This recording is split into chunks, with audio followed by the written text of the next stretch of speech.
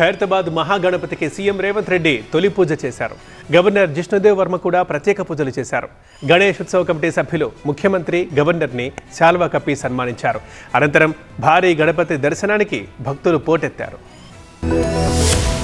హైదరాబాద్లోని ఖైరతాబాద్లో కొలువైన సప్తముఖ మహాశక్తి గణపతిని దర్శించుకునేందుకు భారీ సంఖ్యలో భక్తులు తరలివస్తున్నారు. ఇక్కడ గణేష్ వేడుకలను ప్రారంభించి 70 ఏళ్లు పూర్తయిన సందర్భంగా ఈసారి 70 అడుగుల ఎత్తులో వినాయకుడి విగ్రహాన్ని సిద్ధం చేశారు.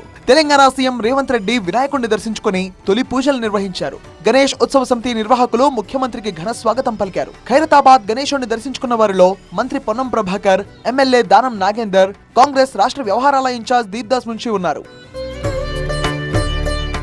70 ఏళ్లుగా భక్తి శ్రద్ధలతో ఖైరతాబాద్ గణేష్ నవరాత్రి వేడుకలను ఉత్సవ కమిటీ నిర్వహించడం అభినందనీయమన్నారు సీఎం రేవంత్ రెడ్డి. అందరి పూజలు దేవుడి ఆశీస్సులతో వరదల నుంచి బయటపడ్డామన్నారు ఆయన.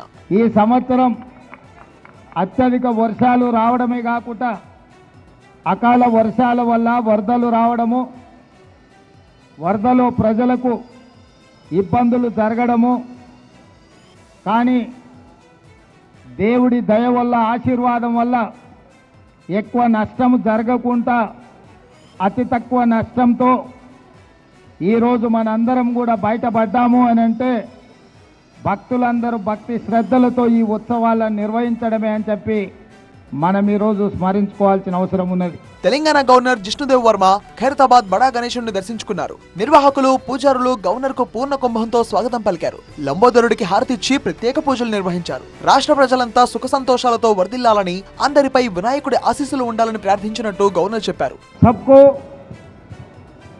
अच्छा रहे, भगवान गणेश का आशीर्वाद सबके ऊपर रहे, सब अच्छा रहे, सुखी रहे, स्वस्थ रहे, ये प्रार्थना हम करते हैं एक साथ और आशा करेंगे अगले साल भी और बड़े से और सुंदर होके हम पूजा कर पाएंगे.